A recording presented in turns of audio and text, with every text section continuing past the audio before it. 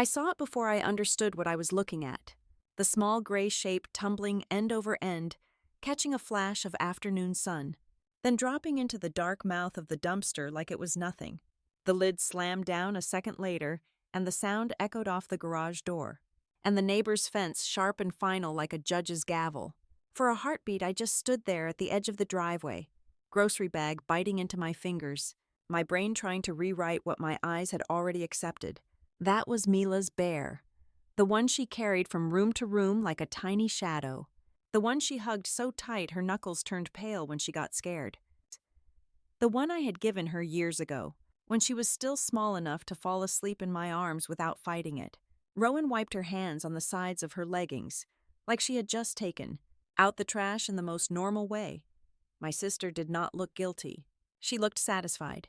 She glanced in my direction, and her mouth curved into that thin little smile that always made me feel like I was 12 again, like I had walked into the room at the wrong time. "It is just a bear," she said like the words were a shrug. Her voice had that crisp, clipped tone she used when she wanted to sound reasonable and make you feel ridiculous for having a heart. She didn't even lower it like she wasn't afraid of anyone hearing. "Mila is too old for that clingy nonsense. I'm done with it." My throat tightened so fast it surprised me. Mila was 4. 4 is not too old for comfort. 4 is not too old to need something soft when the world feels big. But I did not argue. I did not snap back. I didn't even ask why, even though my whole body wanted to. I watched Rowan pick up another bag and toss it in with a little grunt, like she was clearing out a closet, not ripping away the one thing that could calm her child at bedtime. If you are listening to this story right now, I have to ask, what are you doing while you listen? Are you folding laundry? Driving to work? Sitting with a cup of coffee that has gone cold? For me, I was standing at the end of my sister's driveway in Boulder, Colorado, holding a grocery bag of apples and crackers, feeling my stomach drop like an elevator cable had snapped. My name is Briar Caldwell, and I was 31 years old when this happened. Old enough to know better than to play tug of war with my sister, and still young enough for her to treat me like a naive babysitter she could use and dismiss whenever it suited her. I had never planned on being the steady one. I didn't wake up one day and decide I would be the backup parent, the extra set of hands, the calm voice at night when Mila's sobs got stuck in her throat. It just happened the way so many things happen in families. Slowly at first, then all at once. Rowan had Mila later than she told people she ever wanted kids. She liked to say it with a laugh at parties, like Mila had simply appeared and Rowan had been forced to rearrange her. Perfect life. People would chuckle. They always did. Rowan had a way of making her sharp edges sound like jokes, like anyone who flinched just didn't get her humor. The truth was, motherhood did not soften my sister. It made her more demanding, more brittle. Like every inconvenience was personal. Like the world owed her quiet and ease and praise. Rowan worked in community outreach, and everyone in town thought she was some kind of saint, always posting smiling photos from charity events, always writing earnest captions about lifting families up. If you didn't live close enough to smell the stale takeout on her counter or notice the way Mila's shoes were always a size too small, you would have believed the image completely. I lived 10 minutes away, which meant I saw the parts she didn't post. I saw how often she ran late, how often she forgot, how often she treated Mila like an attachment she could set down when she wanted both hands free. That afternoon I had stopped by because Rowan had texted me earlier, quick and casual, asking if I could bring some snacks. Mila's preschool was having a little party the next day and Rowan claimed she forgot. Her words were breezy. "You know how it is. Can you just grab something? You're already out anyway." I was not already out. I was on my lunch break.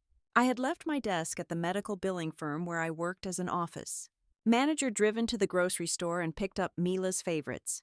The little fruit cups, the crackers shaped like animals, the string cheese she loved. I did it because Mila would light up when she saw them, and because I knew if I didn't, Rowan would show up with nothing and blame Mila for being disappointed. I pulled into Rowan's driveway with my car still warm from the sun, thinking only about getting back to work on time.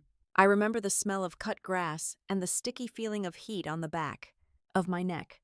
I remember how quiet the neighborhood was, that sleepy mid-afternoon lull where you can hear a distant lawnmower and a dog bark 2 streets over. Then I saw Rowan at the side gate, dragging a black trash bag like it had insulted her.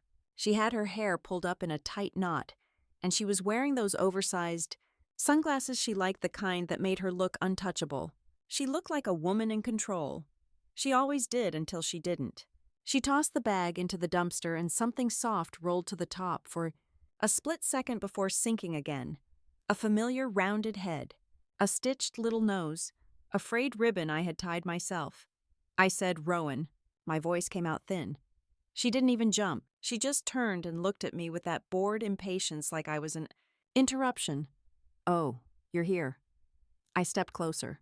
My heart was already pounding and I hated that about myself. Hated that she could do something like that and my body reacted like she had. Slapped me. "Why is Mila's bear in the trash?" Rowan's shoulders lifted in a shrug. "I told you. She's too old. It's making her clingy. It's annoying." Annoying. That word made something hot rise in my chest. I thought about Mila curled up on my couch a few nights earlier, her tiny fingers twisting the bear's ear while she tried not to cry. I thought about the way she whispered for it when she was tired, like the bear was a person who could protect her from whatever her little mind couldn't name yet. I swallowed. That bear helps her sleep. Rowan let out a short laugh, not warm, not amused, just sharp. She can sleep without it. She needs to toughen up. And honestly, I'm tired of her running around saying Aunt Briar this and Aunt Briar that. It's pathetic. There it was, the real reason sliding out from under her polished tone. Not the bear. Me. The bear was just an object she could punish, because she couldn't punish my presence without looking like the villain. My cheeks burned. I kept my face still because I had learned over years of dealing with Rowan that if I showed her I was hurt, she would press harder. She would smile wider. She would call it sensitive. She would make it my flaw instead of her cruelty. I nodded once like I accepted her explanation, like I was a calm adult who wasn't about to cry in a driveway. Inside I felt small and furious and protective all at the same time. "Where is Mila?" I asked. "Inside." Rowan waved a hand toward the house. "Watching a show. She doesn't even care. You're the only one making this dramatic." That was another Rowan trick. She would throw a rock, then tell you the splash was your fault. I looked at the closed front door, imagining Mila inside, unaware that a piece of her comfort had just been thrown away. I could have marched in. I could have demanded she pull the bear out. I could have threatened to call Caleb her husband or mom, or anyone who might shame her into reversing it. But I knew my sister. If I made a scene, she would turn it into a performance. She would cry if she had to. She would talk about boundaries. She would accuse me of undermining her as a mother. And she would still keep the bear in the trash out of sheer spite. So I did the only thing I could do at that moment. I made my face neutral. I looked down at the grocery bag and held it out. "Here, snacks for the school thing." Rowan took it without a thank you. She didn't even look inside. She just nodded toward the driveway, like I had completed my purpose and could leave now. I should have left. That would have been the easy choice. Drive away.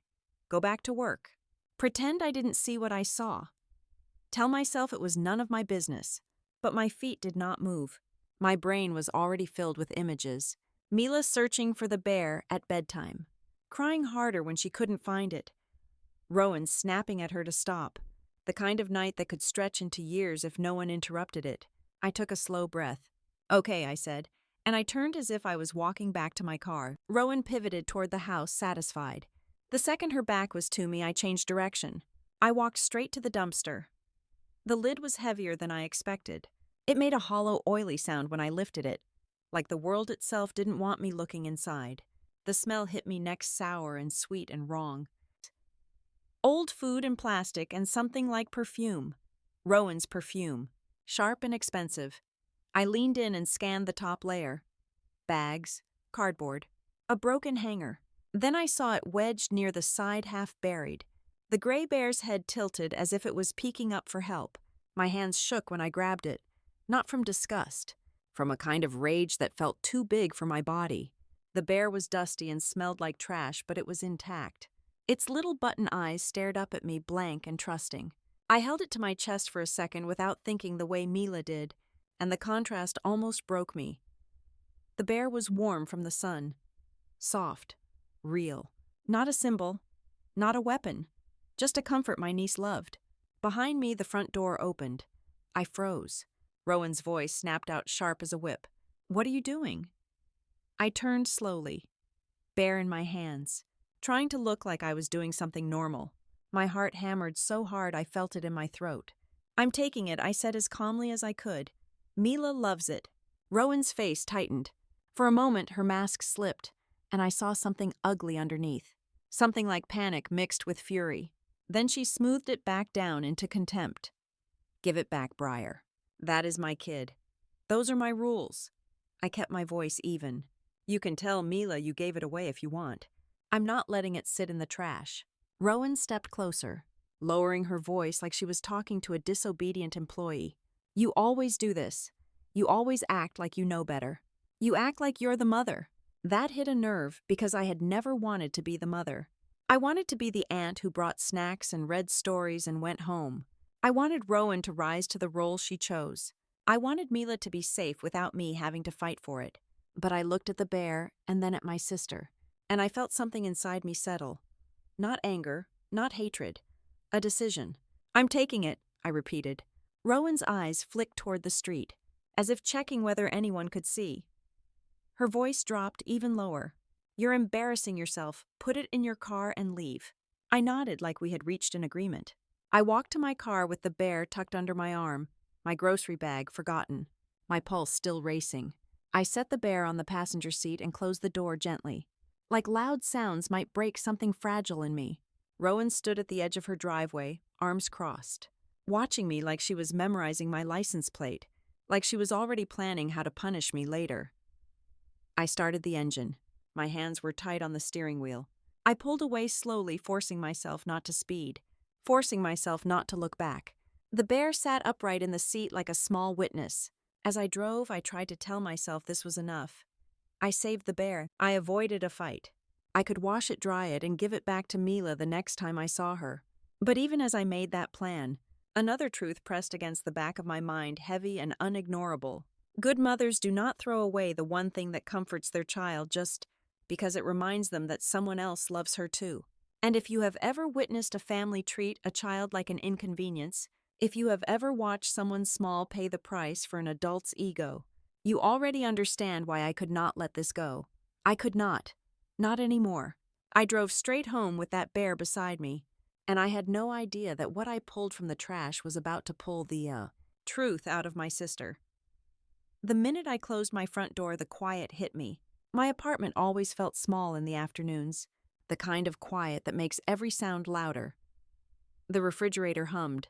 The air conditioner clicked on and off. The bear sat on my kitchen counter while I set my keys down. Gray fur smudged with dirt. One ear bent the wrong way. It looked out of place there like a guest who had arrived too early. I washed my hands first, scrubbing longer than necessary, like I was trying to rinse Rowan off my skin. When I picked the bear up again, I noticed how light it felt. Lighter than it should have been for something Mila dragged everywhere. I told myself it was my imagination.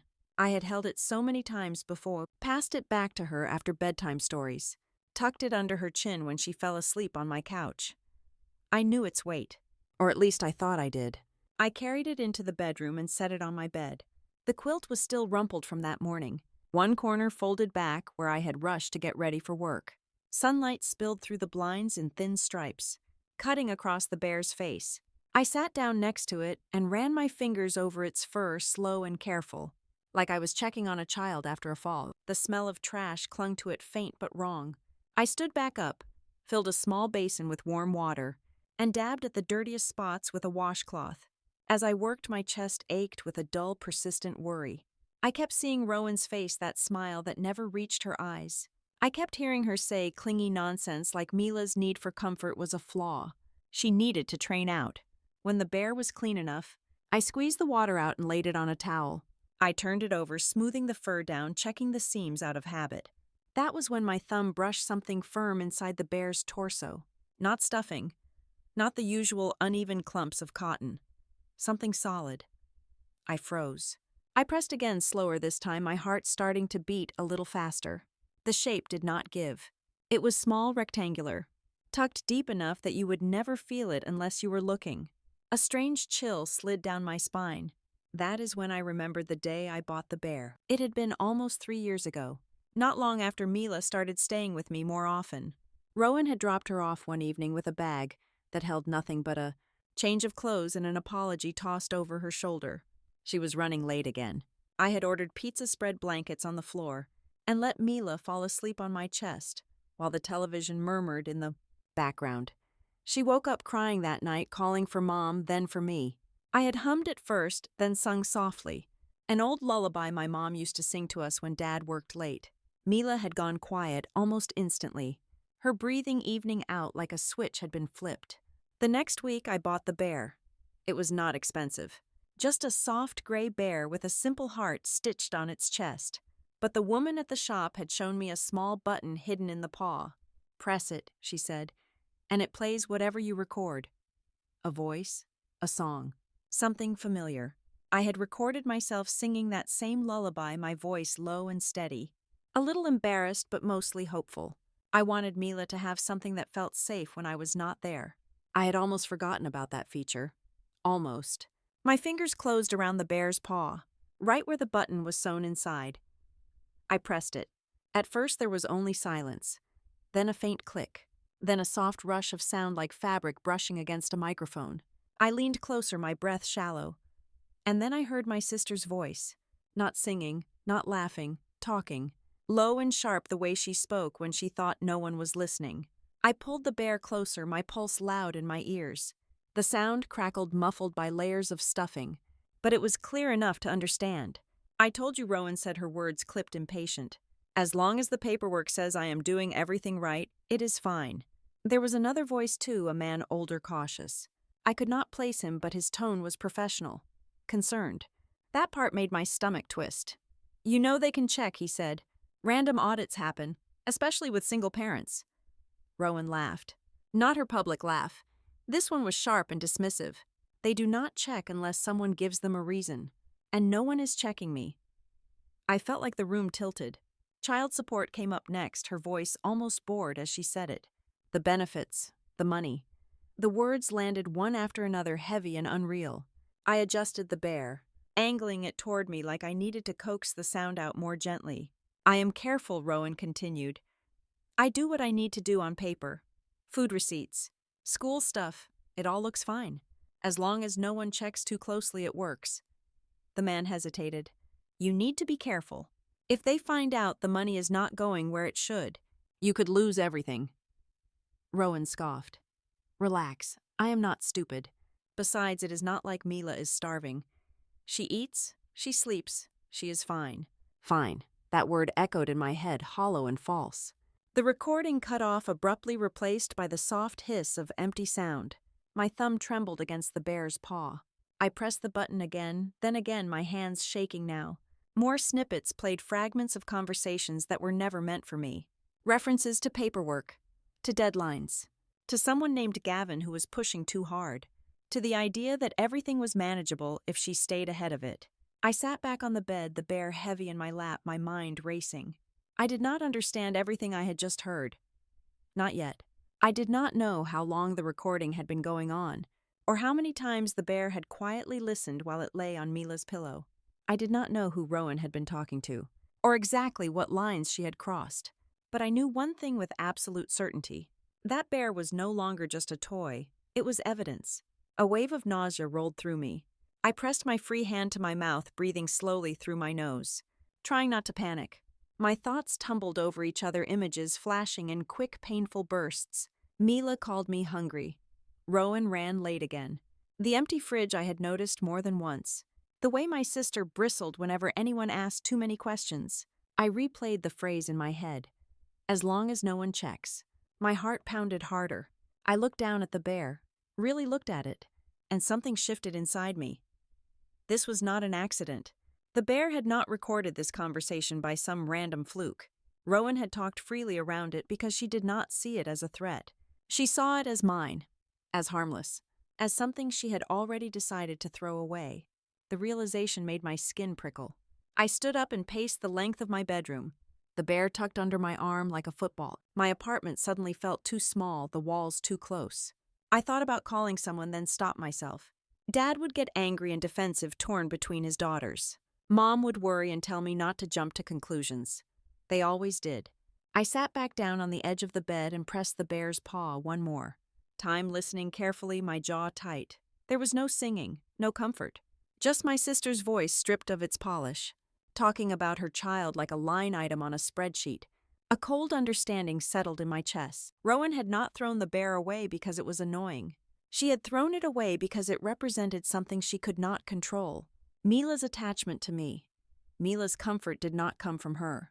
And now unknowingly, the proof of things she never intended to explain. I placed the bear gently on the pillow and sat there with it, staring at the wall, my thoughts slowing as a new kind of resolve crept in. I did not know what I was going to do yet. I did not know how far this went or how ugly it could become, but I knew I could not unhear what I had heard.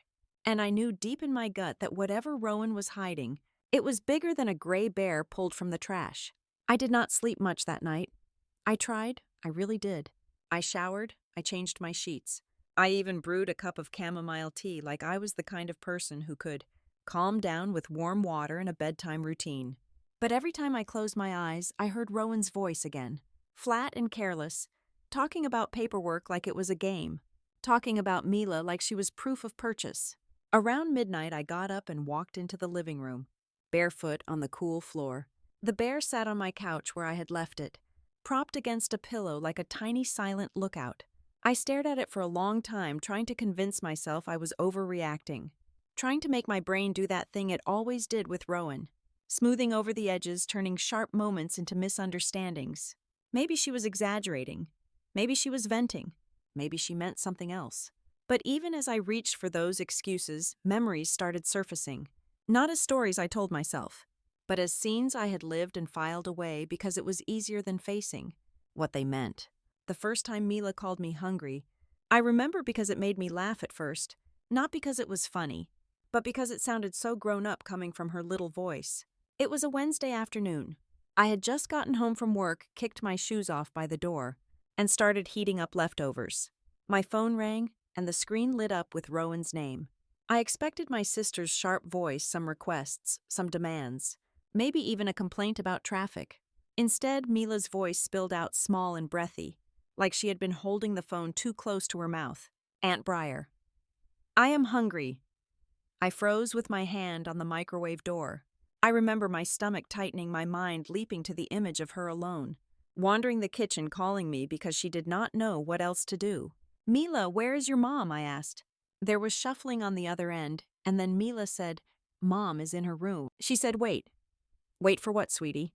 For dinner, Mila whispered, and then her voice got quieter, like she was afraid Rowan might hear her. I asked, but she said she is busy. Busy, that word again. Always the same excuse.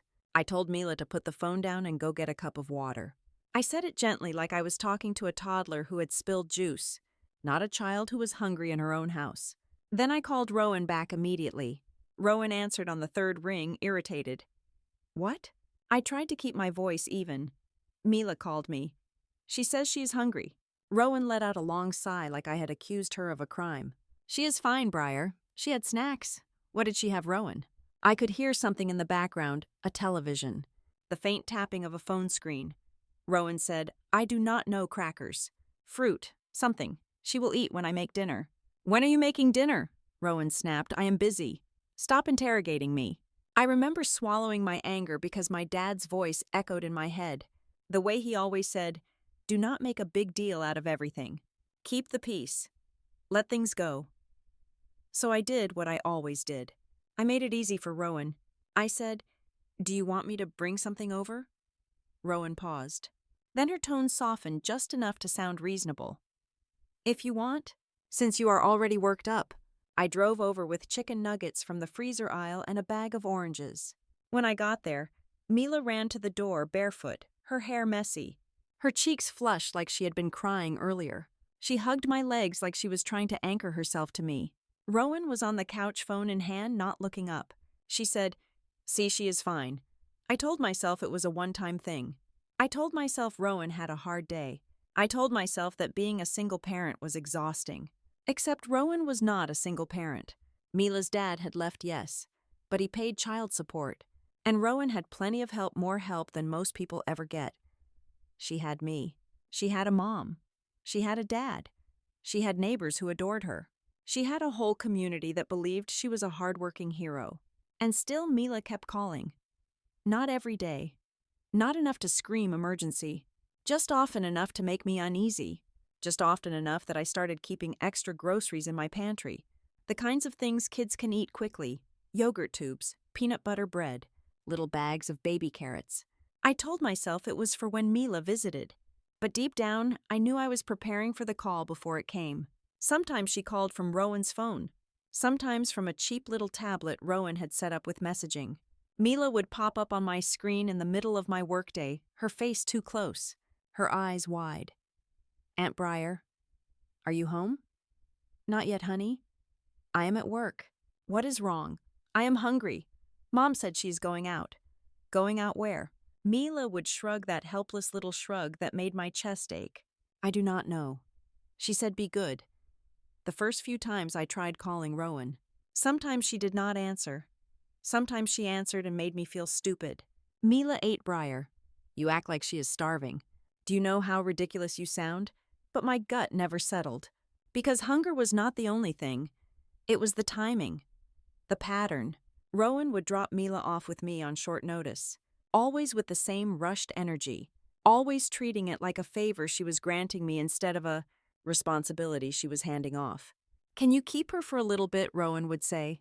Already halfway out my door. I have to run errands. A little bit turned into hours. Hours turned into evenings.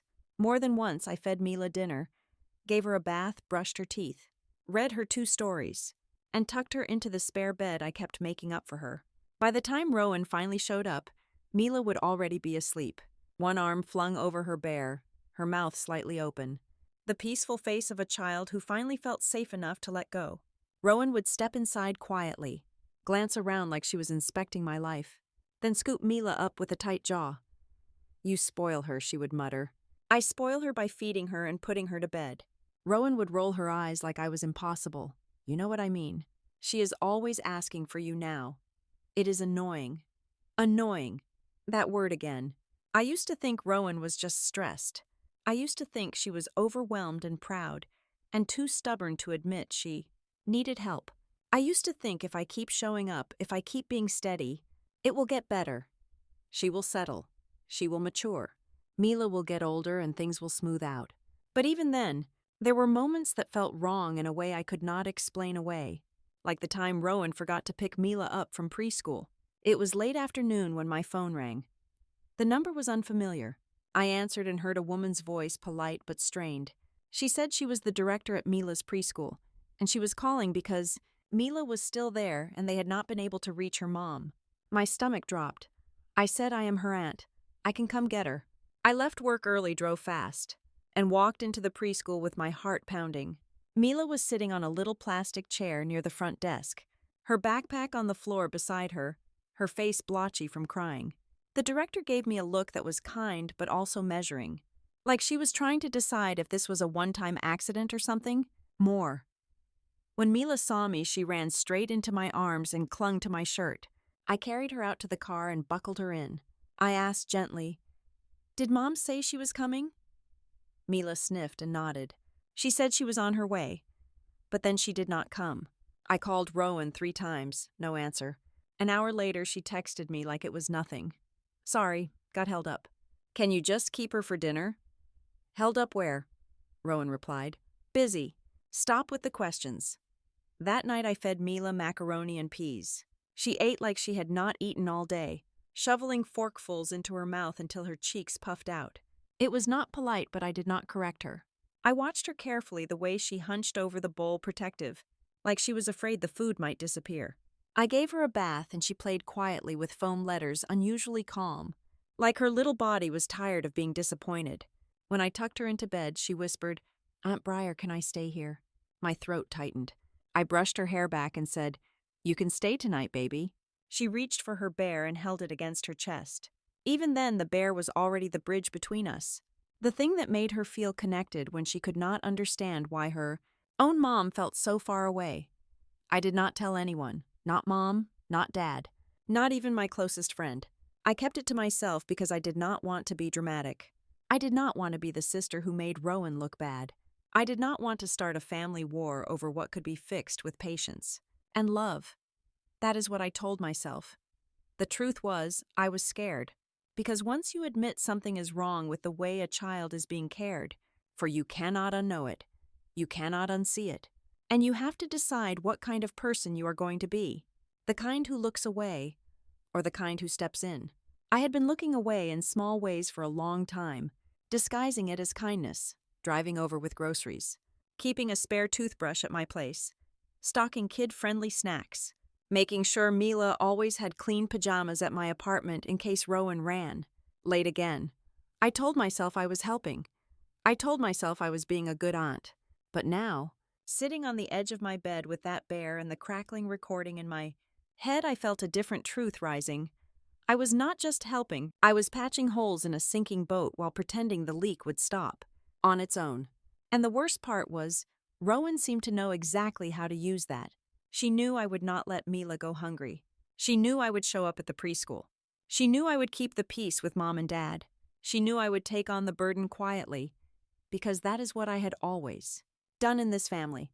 I thought about Rowan's voice saying benefits paperwork no one checks. I thought about the way Mila ate when she was with me. I thought about the times Rowan showed up late, smelling like perfume and cigarette smoke and something else I could never quite place, her eyes too bright, her smile too forced. I had noticed it. I just never named it. A soft knock came from my front door, sharp enough to pull me out of my spiral. I glanced at the clock and realized it was late. Not unreasonable, but late for visitors. My heart kicked. For a second, I thought it might be Rowan. I imagined her standing there angry, demanding the bear back, or worse, demanding Mila, as if her child was a prop she could yank away whenever she wanted. I walked to the door quietly and looked through the peephole. No one. Just the hallway light and the empty carpet. I let out a breath I had not realized I was holding. I stood there for a long moment anyway, listening for footsteps, for voices, for anything that might tell me I was not alone in this new reality. When I went back to my bedroom, I sat down beside the bear again. I pressed my palm to the bear's chest, feeling that odd firmness inside, like a hidden heart. It hit me then, simple and terrible. If Mila had been calling me hungry, if she had been getting left behind at preschool, if she had been spending nights at my place because Rowan could not be bothered to come home on time, then whatever I had heard on that recording was not just talk. It was a pattern. It was a lifestyle. And it was already hurting a child who did not have the words to defend herself. I stared at the bear until my eyes burned, and for the first time, I stopped trying to excuse it. This was not normal. Not for a mom. Not for a sister. Not for any family that claimed to love their own. I did not know what I would do next, but I knew I was done pretending it was fine. By morning, my thoughts had settled into something sharper than worry. Not calm, not peace, but clarity. I made coffee and let it sit untouched on the counter while I watched the early light crawl across my living room carpet. The bear was still on my couch where I had left it clean now, fur fluffed back into place, looking almost innocent again. If you did not know the story behind it, you would think it was just a toy, something soft, something ordinary. But I could not look at it without seeing Mila's hands gripping it like a life raft.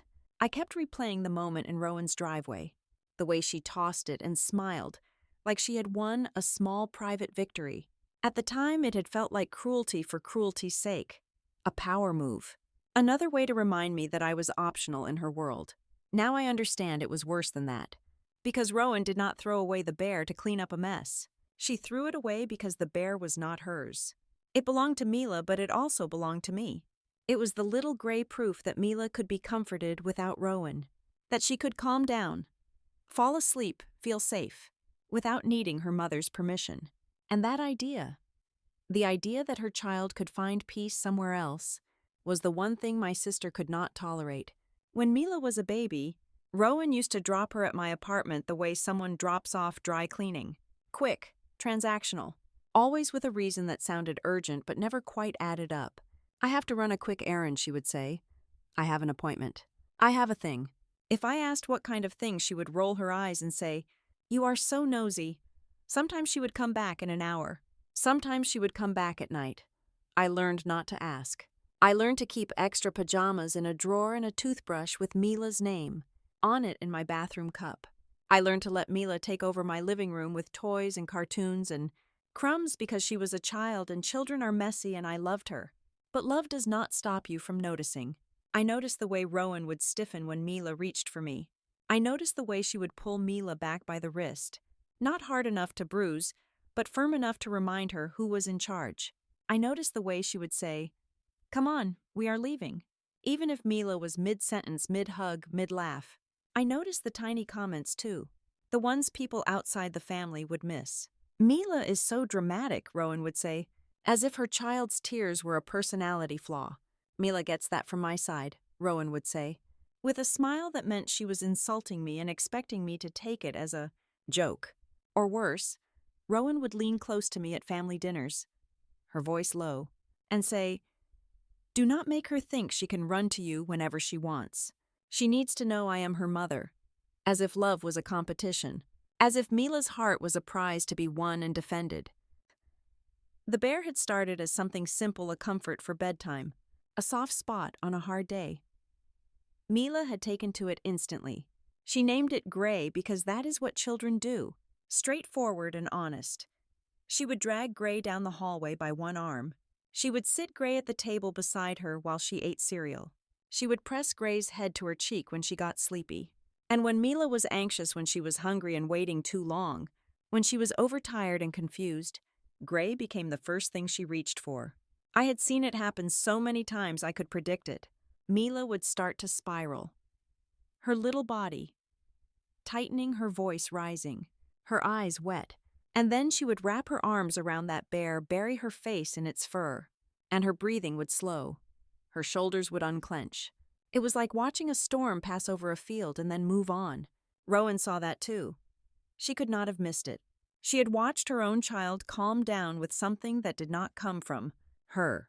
And every time it happened, I could see my sister's mouth tighten, her eyes narrow just slightly, like she was watching someone else take credit for her work. One afternoon, a couple of months before the dumpster incident, I picked Mila up from preschool because Rowan was late again. Mila was quiet in the car, staring out the window, her little fingers twisting Gray's ear. I asked her if she had a good day. She shrugged. Then she said, "Mom said you cannot come over anymore." My hands tightened on the steering wheel. I kept my voice gentle. Did she say why Mila's bottom lip quivered? She said, "You make me not listen." That sentence landed like a rock in my chest, because it was not a child's thought. It was an adult's story pressed into a child's mouth. I swallowed. "Mila, do you feel like you listen at home?" Mila looked down at Gray. Then she whispered, "I'll try, like obeying was her job. When we got to Rowan's house, my sister was waiting on the porch, arms crossed, phone in hand, acting like she had been inconvenienced by her own lateness. "You got her," she said as if it was expected. "Good." I stepped closer, keeping my voice low because Mila was right there. "Rowan, why are you telling her she cannot come over?" Rowan's eyes flashed. "Because she needs to stop acting like your house is Disneyland. She needs rules. She needs discipline." I glanced at Mila, who had gone still, like she could sense tension the way kids always can. I said, "My house is not Disneyland. I feed her on time that is not a theme park." Rowan's smile turned sharp. "Oh, here we go. You think you are better than me." I did not answer because any answer would have set her off, and she would have made it about her, not Mila. Rowan reached for Mila's hand and started pulling her inside. Mila stumbled, clutching the bear tighter. Rowan's gaze flicked to Gray. Then she said, "That stupid bear is part of the problem." I remember blinking at her. "What a problem?" Rowan made a disgusted sound. "She cannot even sleep without it. She is spoiled." I watched Mila's little shoulders curl inward, like she was making herself smaller. I said, "Or she is comforted." "There is a difference." Rowan turned to me, her voice dropping. "You always do that. You always make it sound like I am the villain for wanting my kid to be normal." Normal. Another word Rowan liked to hide behind. She used it the way some people use faith or tradition, as a shield that makes them feel righteous even when they are being cruel. That day I let it go. I went home and told myself Rowan was stressed. I told myself she would cool off. I told myself it was not my place to tell her how to parent.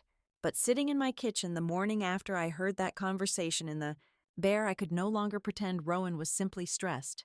Because stress does not make you resent your child's comfort. Stress does not make you jealous of your child's attachment. And stress does not make you throw a beloved toy into the trash with a smile. That was not stress. That was something darker and more personal. Rowan needed Mila to need her. Not in a healthy way. Not in a mother and child bond way. In a controlled way. If you depend on me, you cannot leave me. I thought about the way Mila always asked me the same question when Rowan was late. Is Mom mad at me? A 4-year-old should not be carrying that question around like a backpack. I stood at the sink and stared at my reflection in the window, my face pale in the morning light. I thought about calling Mom. Mom would say Rowan has always been intense. She would tell me Rowan is doing her best. She would ask me not to stir things up. Dad would get defensive the way he always did. He would say Rowan is family and family sticks together, even when family is wrong. He would say I am overstepping. He would say I am making problems. And there was the truth underneath all of it. They had raised us to keep the peace, to smooth things over, to swallow our discomfort for the sake of a quiet dinner table. But Mila did not have the luxury of swallowing discomfort. She was living inside it. My phone buzzed and I jumped. A text from Rowan. You better not bring that bear back here. Mila does not need it. She needs structure. I stared at the words until my eyes stung. Structure. As if comfort and structure cannot exist in the same house. As if love is a weakness.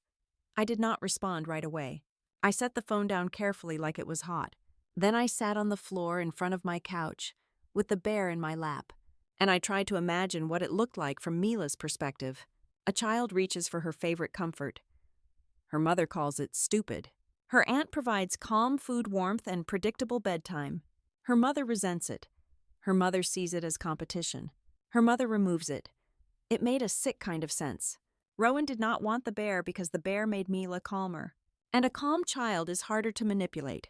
A calm child asks different questions. A calm child can tell the difference between love and control. If Mila cried and clung and begged, Rowan could call her dramatic and difficult, and then blame the world for why she was exhausted. But if Mila was calm, if Mila was quietly attached to me, if Mila wanted to be with me, then Rowan would have to face something she had spent years avoiding. Maybe her child was not difficult. Maybe her child was just hungry, lonely, uncertain. Maybe the problem was not Mila's emotions. Maybe the problem was the way Rowan treated them. And then there was the part that made my stomach knot hardest. Rowan's jealousy did not just fall on me, it fell on Mila too. That is what people do not want to say out loud, because it sounds too ugly to be real. We all want to believe a mother's love is automatic and pure, even when a mother is flawed. We want to believe motherhood fixes you, but sometimes it does not. Sometimes it gives someone a person to control, a person to use, a person to blame. I had spent years trying to interpret Rowan's behavior in the kindest light possible, but kindness can turn into denial when a child is the one paying the price. I held the bear up and looked into its button eyes. Mila's hands had worn the fur down in places. The seam near its left paw was slightly frayed from being tugged around. It was not just a toy. It was a small history of comfort stitched into something soft. Rowan wanted to erase that history because it proved Mila had another option. And that was the twist that finally made my chest go cold. My sister did not just resent me. She resented the part of Mila that loved me. She was jealous of her own child's ability to feel safe. I sat there for a long time thinking about all the moments I had ignored, all the times I had softened my reactions so I would not be accused of being dramatic. I thought about the bear in the dumpster, the casual cruelty, the smile. Then my phone buzzed again. Another message from Rowan. Pick Mila up from preschool today. I have something to do after work. Something to do. Again. I stared at the text, and I felt a decision forming quiet but solid, like a door clicking shut. I would pick Mila up. Of course I would. Mila deserved someone who showed up. But I was done being the silent cushion that made Rowan's life easier. Kaleo. Mila's got harder. I typed back a simple reply. Okay. Then I set my phone down, looked at the bear on my couch, and started planning what I needed to pay attention to next, because I had a feeling Rowan was about to push her luck again. That afternoon, I picked Mila up from preschool, the way I had so many times before. She ran toward me with that familiar burst of relief, her backpack bouncing, Gray tucked under her arm. I smiled at her, but inside something twisted. A child should not look relieved that her aunt showed up instead of her mom. On the drive back to my place, Mila was quiet. Too quiet. I asked if she had eaten lunch. She nodded, then hesitated, then shrugged. I had a snack, she said. Mom said dinner is later. Later it became one of Rowan's favorite words. Later meant eventually. Later meant not now. Later meant Mila could wait.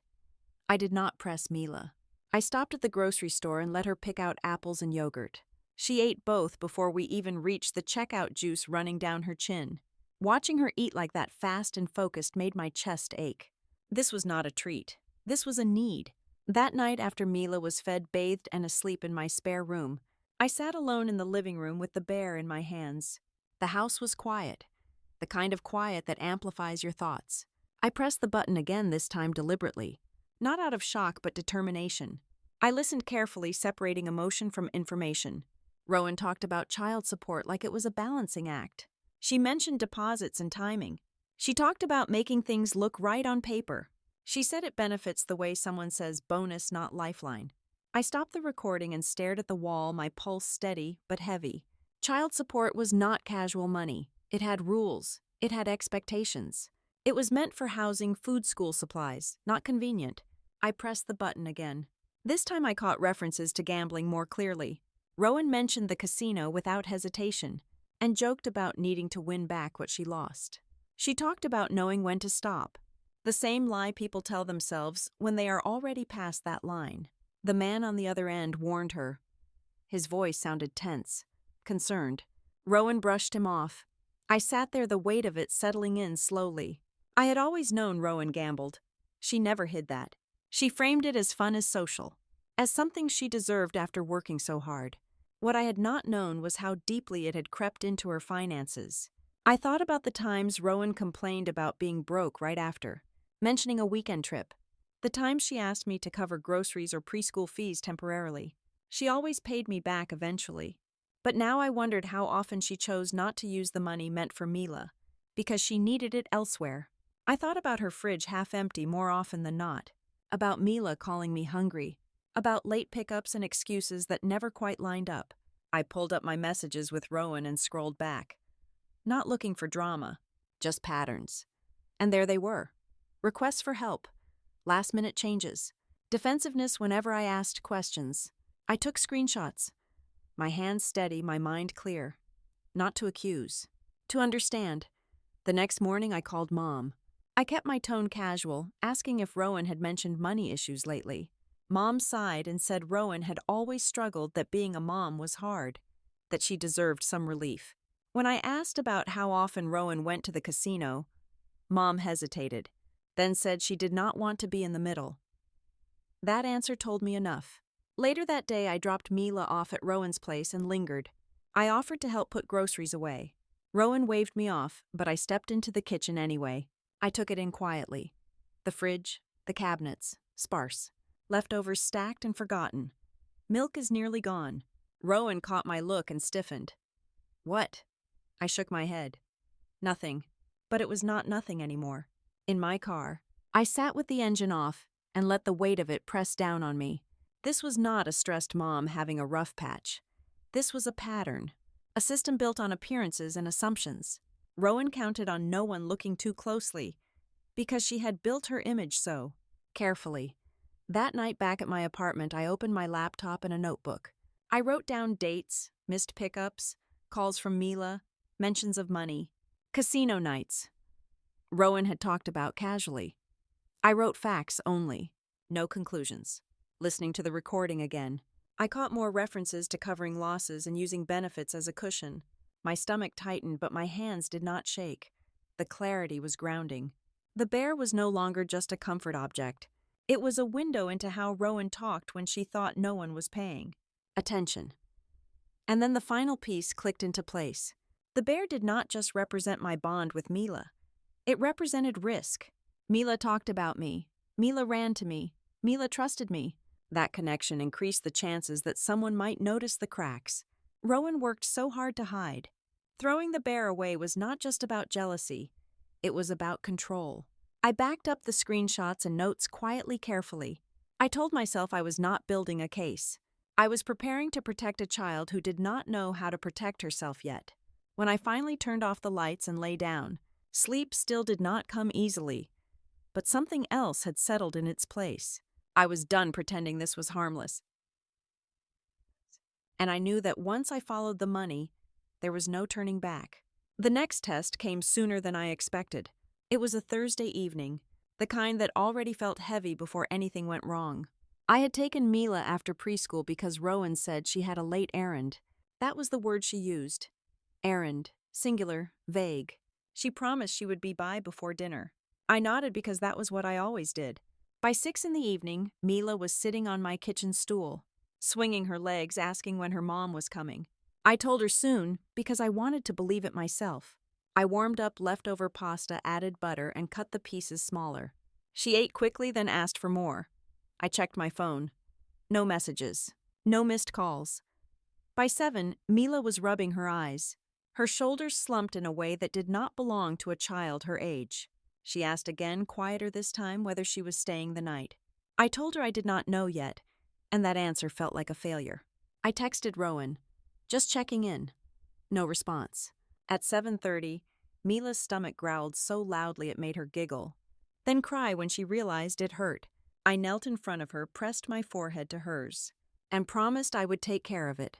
I threw on a jacket, buckled her into the car, and drove to the nearest diner, while she ate pancakes with sticky fingers and syrup on her cheeks. I called my supervisor and asked to take the next morning off. I did not explain. I did not need to. I had used that favor before, always for the same reason. By the time we got back to my place, it was past 8. I bathed Mila, wrapped her in a towel, and carried her to the spare bed. She asked if she could sleep with Gray. I told her yes. She curled around the bear like it was a life raft. I sat on the edge of the bed and watched her fall asleep, eyelashes fluttering, one hand still gripping the bear's ear. That was the moment something hardened inside me. Love was no longer enough if it kept putting her at risk. At 9, my phone finally buzzed. Rowan said she was running late. She said she lost track of time. She said it like it was a joke that did not land. I typed back that Mila was asleep. I said she had been hungry. I said she cried. Rowan replied with a single sentence. She said I was being dramatic. I stared at the screen, then at the dark hallway, then back at the screen. My chest felt tight, not with anger yet, but with clarity. I told Rowan that this was not okay. It was the first time I had ever said it out loud, even through text. The words felt strange, like a new muscle being used for the first time. Her response came fast. She said I was overstepping. She said Mila was her daughter. She said I was trying to act like a hero. When she finally arrived close to 10, she did not apologize. She came in loud, perfume-heavy, eyes sharp. Mila slept through the door closing. Rowan glanced down the hall and rolled her eyes. She said kids sleep anywhere. I told her Mila had not eaten since early afternoon. I told her she cried.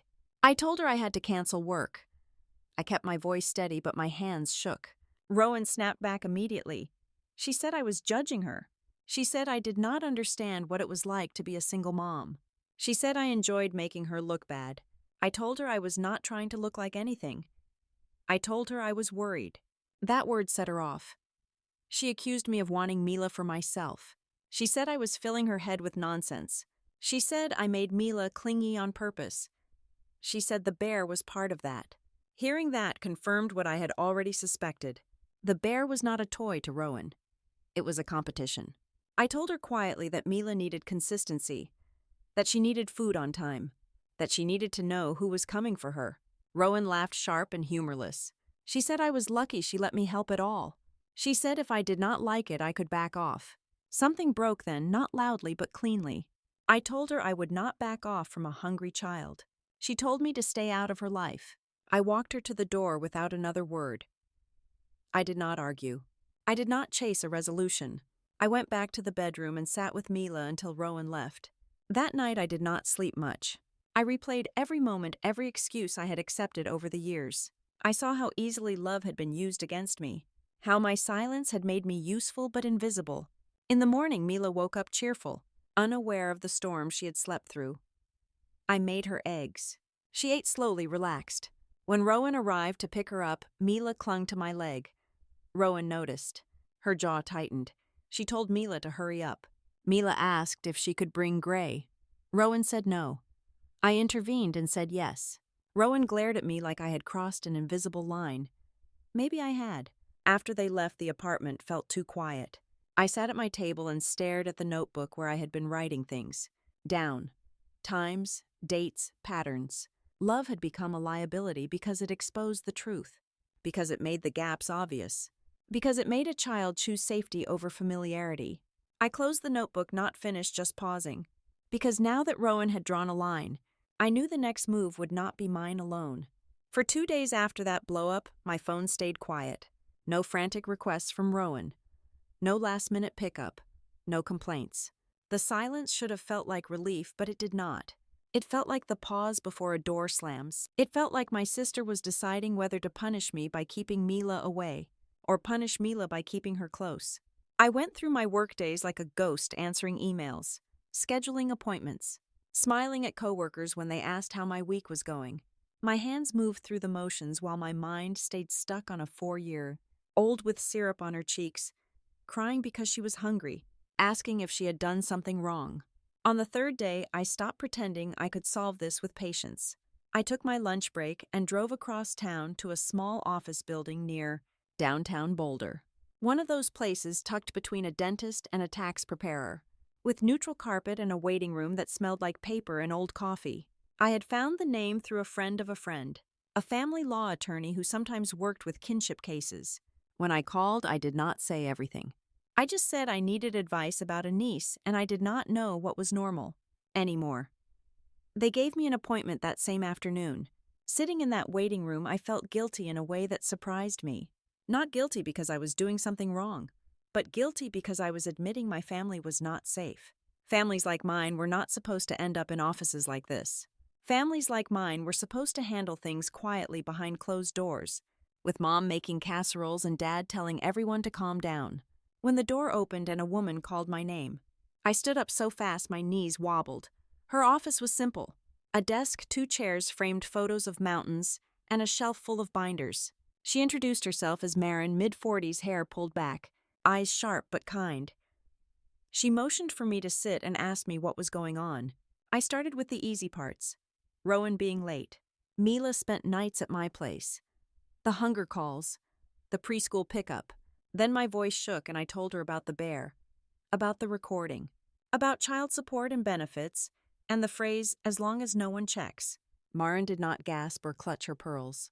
She listened, taking notes, her face calm in a way that made me feel both safer and more exposed. When I finished, she set her pen down and leaned back. She said something that landed harder than I expected. The law does not care about excuses. I blinked at her.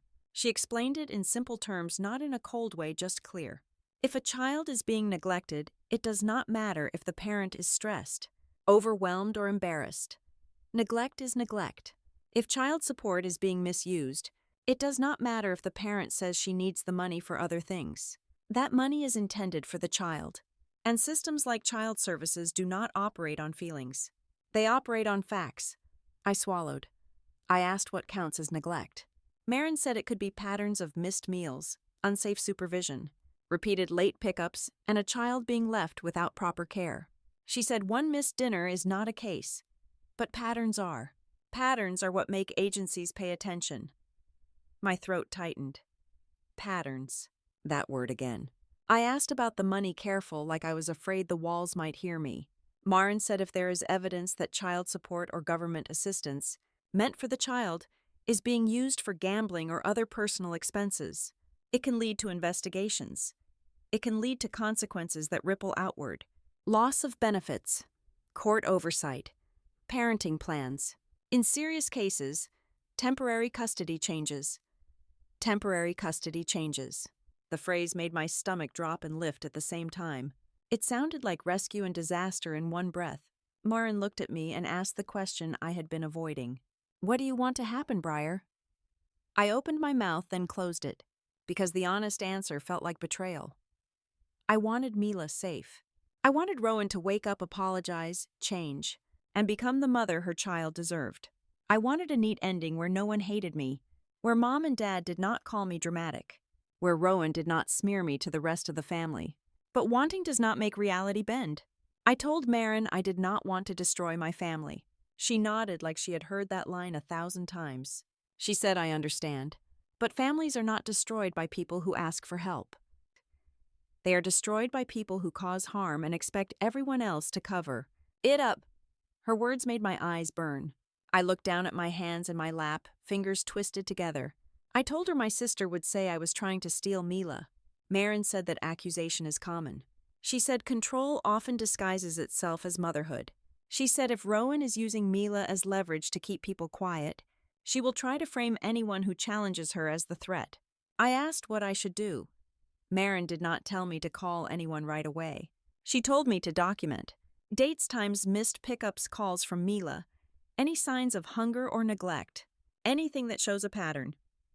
She told me to keep copies of messages. She told me to keep the recording safe and not to edit it. She said if things escalated, if Mila was left alone, if Rowan disappeared, if there was immediate danger, then yes, I should call the police or child services. But if I wanted the system to take me seriously, I needed facts. Facts. I nodded because that was something I could do. I had already started. As I stood to leave, Marin paused me and said something quietly, not as a lecture, but as a warning. Silence is not neutral. I stared at her. She continued. She said, when you know a child is being neglected and you choose to do nothing, because you are afraid of family conflict, you are not staying out of it. You are choosing the side of the person who holds the power. And the child will pay for that choice. My throat tightened so hard I could barely breathe. I left her office with a folder in my hand, the paper inside suddenly heavier than paper should be. I walked to my car and sat behind the steering wheel without turning the key. The parking lot shimmered in the heat. A couple walked past with coffee cups and laughter, living an ordinary day. I felt like I had stepped into a different world. On the drive home, I did something I had avoided for years. I called Dad. He answered with his usual brisk tone, asked how work was, then asked if I had talked to Rowan lately. The way he said her name told me he already knew something was off. I told him I was worried about Mila. Dad sighed. He said Rowan is doing her best. He said I should not blow things up. He said Rowan is sensitive. He said I need to remember she is family. I could feel my chest tightening with frustration. I tried to keep my voice calm. Dad, Mila is hungry. She is being left behind. She is scared. Dad said, Briar, you are emotional. Do not make accusations you cannot prove. Accusations. There it was. The family reflex. If you cannot prove it, you are not allowed to name it. If you name it, you are the problem. I ended the call before I said something I could not take back. My hands were shaking when I set the phone down. When I got home, I opened my notebook and added a new entry. I wrote the date. I wrote the time. I wrote what Dad said word for word as best as I could remember.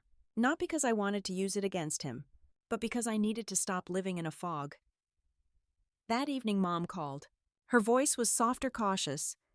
She said Rowan told her I had been meddling, that I was trying to turn Mila against her, that I had taken the bear and made a scene.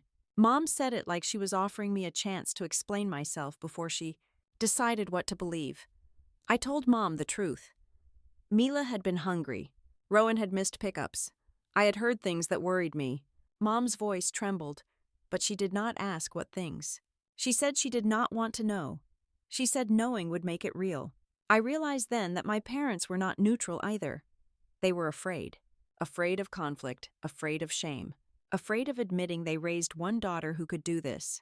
And in that fear, they were willing to look away. I hung up and sat in the quiet, staring at the bear on my couch. Gray looked soft and harmless, a small thing that had become the center of something huge. I thought about what Marin said. Silence is not neutral. I had spent years thinking staying quiet kept the peace. Now I understood staying quiet was simply making space for Rowan to keep going. And if I did not choose Mila, no one else was going to choose her for me. I closed my notebook and looked at my phone, waiting for the next message from Rowan because I knew it was coming. And I knew I would not handle it the way I used to. It came the next morning just after I parked at work. Rowan's name lit up my screen, and for a second my stomach dipped like I was back in middle school, bracing for whatever sharp thing she was about to throw. I opened the message. You are trying to ruin my life. No hello. No context. Just accusation. I did not respond. I slid my phone face down on my desk and stared at the blank computer screen in front of me. My hands felt cold. My heart beat slowly and heavy, like it already knew this was bigger than a sister argument. 2 hours later, my phone rang again. This time it was Mom. Her voice was strained. Briar, what is going on? Rowan says someone called Child Services.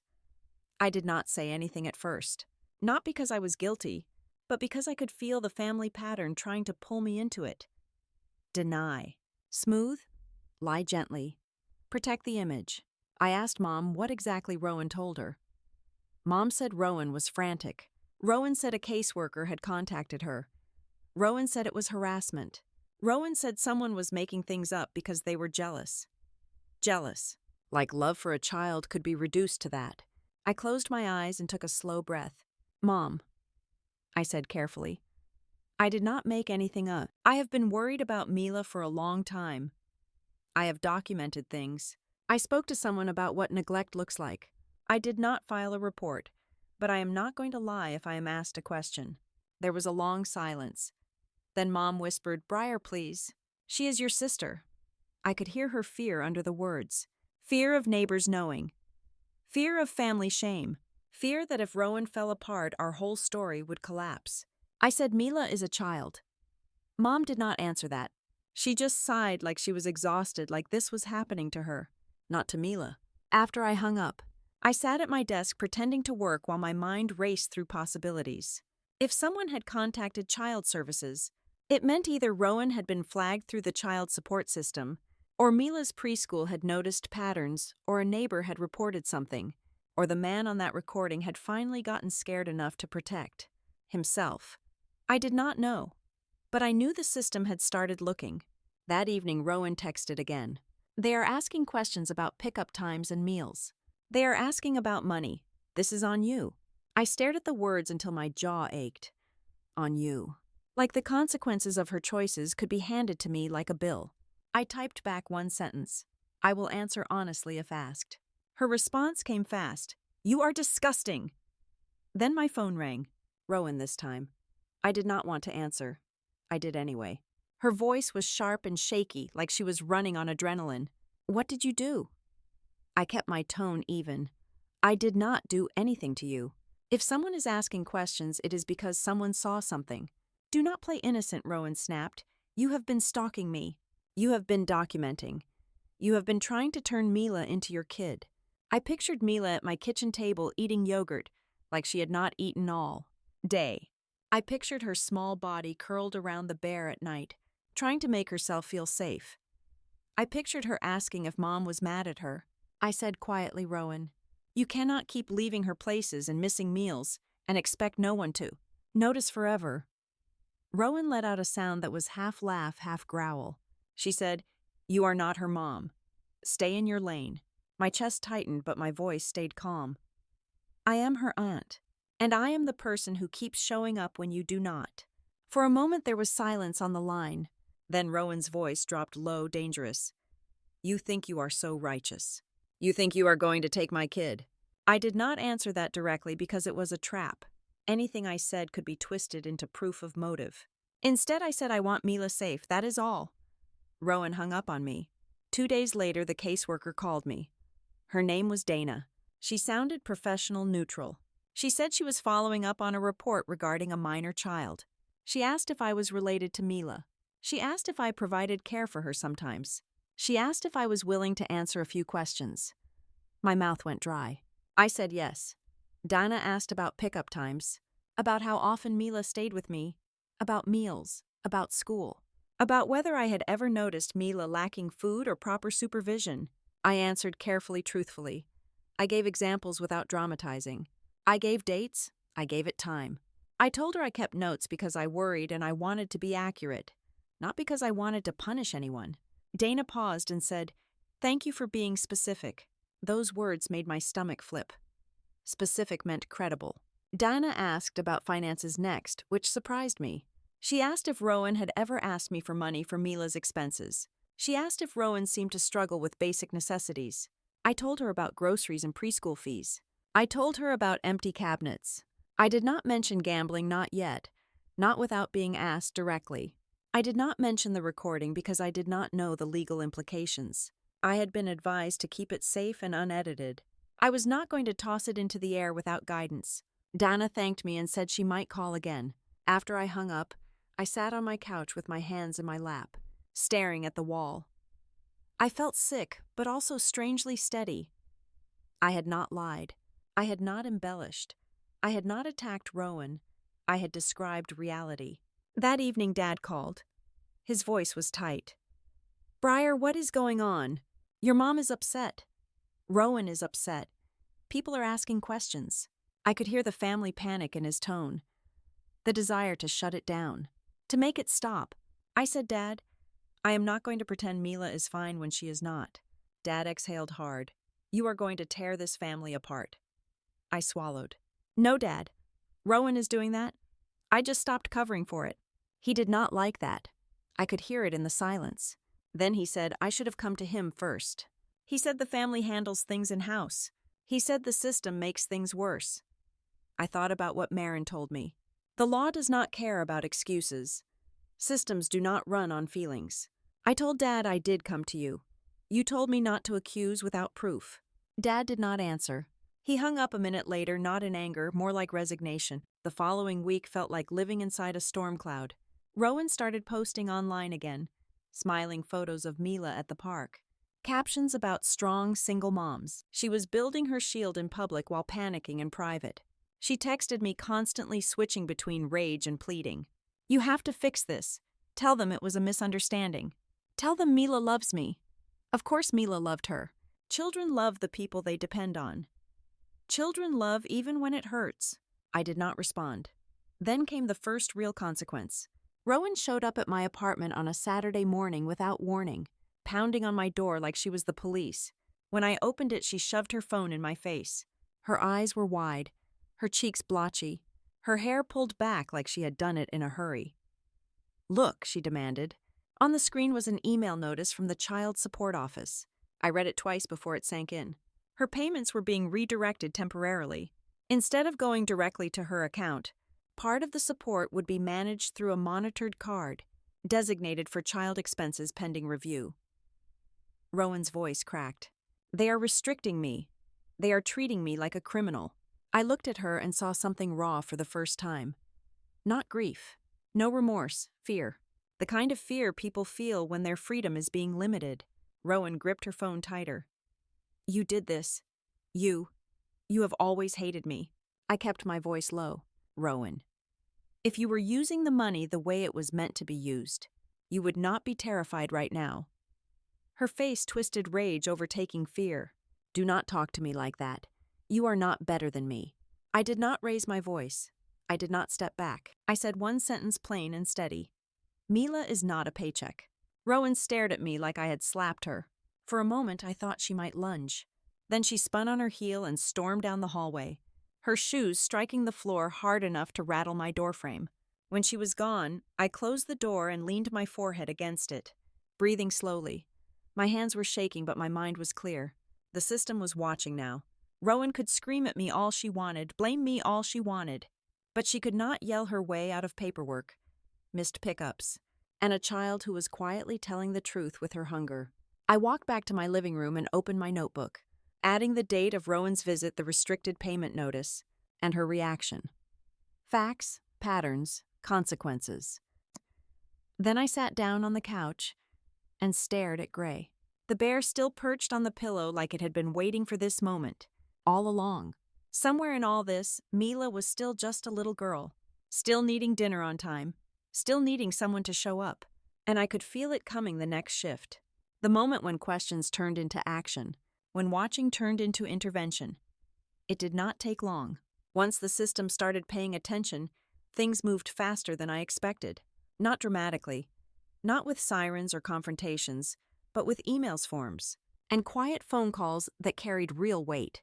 The kind of weight that does not yell, but presses down steadily until something gives. Dana called me again the following week. Her voice was the same calm, professional tone, but this time there was less small talk. She told me they were conducting a deeper review. She did not say investigation, but that was what it was.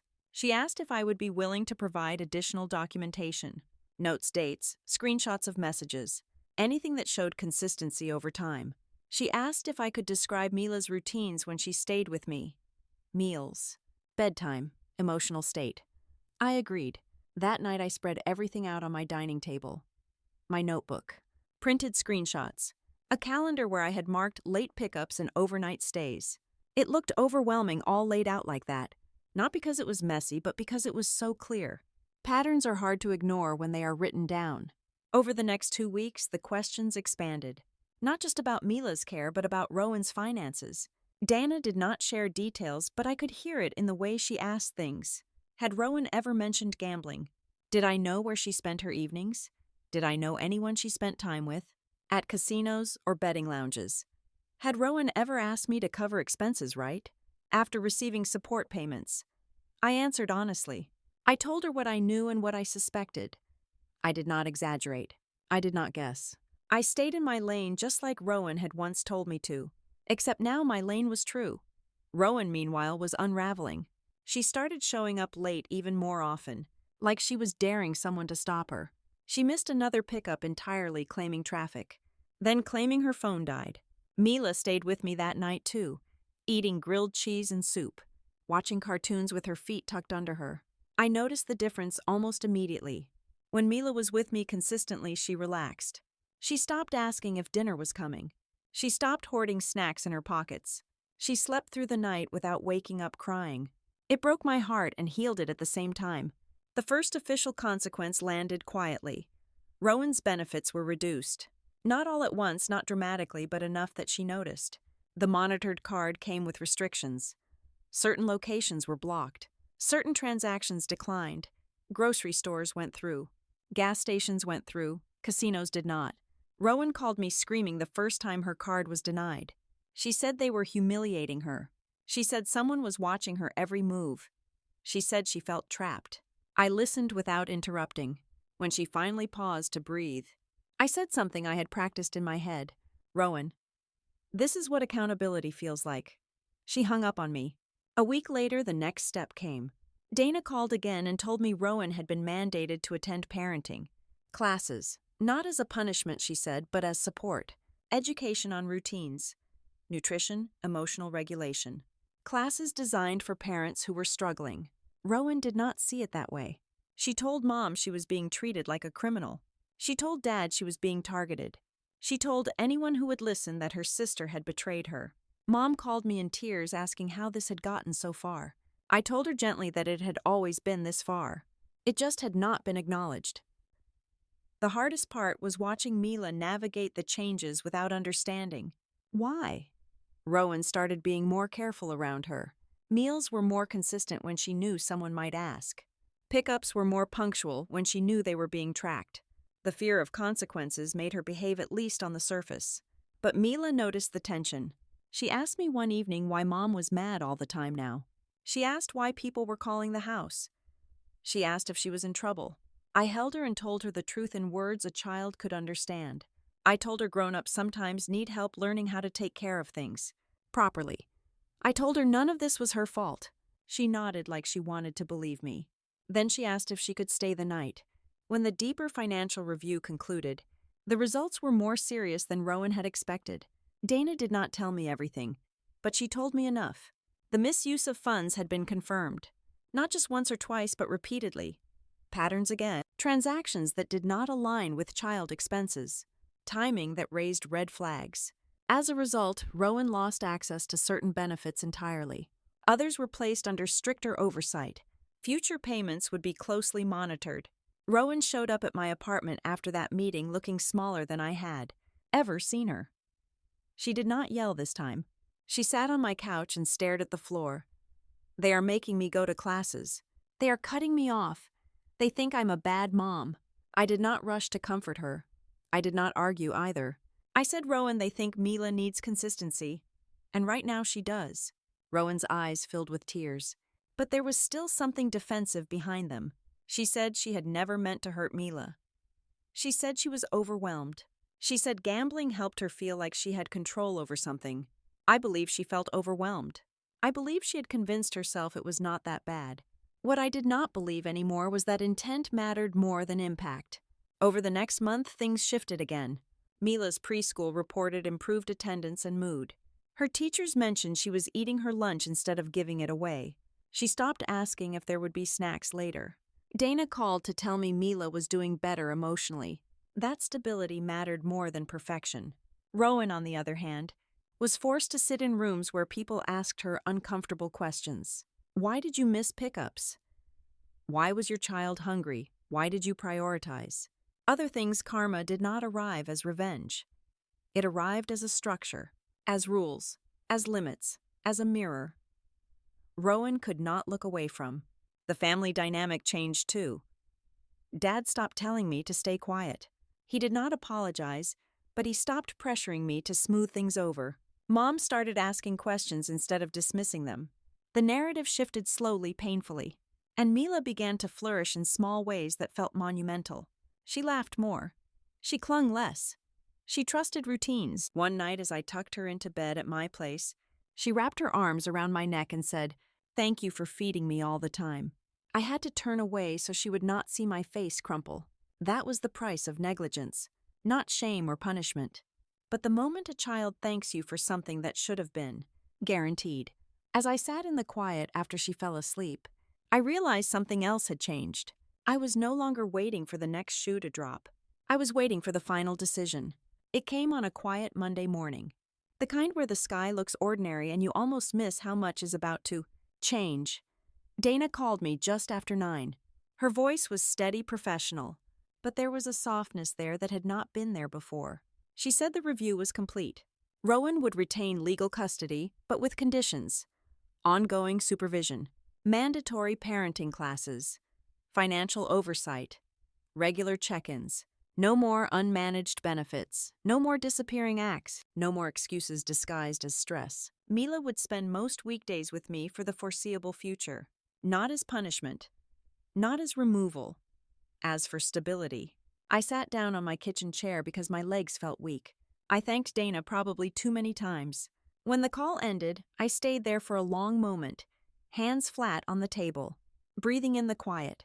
I had not taken anyone's child. I had drawn a line where love had been mistaken for permission. Rowan did not come over that day. She sent a text instead. "They think you are the solution." I read it twice. There was no anger in it this time, just bitterness and exhaustion. I typed back one sentence: "I think Mila deserves consistency." She did not respond. That afternoon, I picked Mila up from preschool like always. She ran toward me with her backpack bouncing, cheeks flushed from the cold air. She did not look confused or scared. She looked relieved. On the drive home, she asked if she was staying with me again. I told her yes for a while. She nodded like that made sense. Children accept safety without needing explanations. At home, I made dinner early. Chicken rice, steamed carrots. Nothing fancy. Mila ate, slowly relaxed, not rushing like she used to. When she was done, she asked if she could play before bath time. I said yes. That night after she was asleep, curled on her side with Gray tucked under her arm, I finally let myself cry. Not loud, not dramatic, just quiet tears of release, of knowing I had crossed a point of no return and survived it. The following weeks were not easy. Rowan showed up to exchanges stiff and guarded. She spoke to me through clenched teeth like every word tasted bitter. Sometimes she looked at Mila with guilt, sometimes with resentment, sometimes with something like fear. She never apologized, but she did not disappear anymore. She arrived on time. She packed lunches. She asked about bedtime routines, not because she suddenly became nurturing, but because she had to. The system was still watching. That was the karma, not destruction, not humiliation. Accountability. Mom adjusted slowly. At first she avoided the topic. Then she started asking how Mila was doing. She brought over groceries without saying why. She stayed for dinner once watching Mila eat and laugh. Watching me move around my kitchen like this was always how it was meant to be. Dad did not say much. He watched. He listened. One evening after Mila went to bed, he sat at my table and said quietly that he had been wrong to ask me to stay. Silent. It was not an apology exactly, but it was a step. Rowan struggled with the classes. She complained they were condescending, that they treated her like a problem. I reminded her gently that growth often feels like an insult when you are not ready for it. She stopped calling me names. She stopped accusing me of stealing. She did not thank me either. But Mila stopped asking if dinner was coming. She stopped flinching when her stomach growled. She stopped hoarding snacks. That was enough. One evening after Mila had been with me for almost 3 weeks straight, I pulled the bear out of the laundry basket. Gray had been through a lot. Dragged on floors, clutched through tears, pressed into small arms every night. I washed him carefully, gentle cycle warm water and mild soap. I sat on the floor while the dryer hummed folding Mila's pajamas, listening to the ordinary sounds of a life settling into place. When Gray came out clean and warm, I held him for a moment. Such a small thing.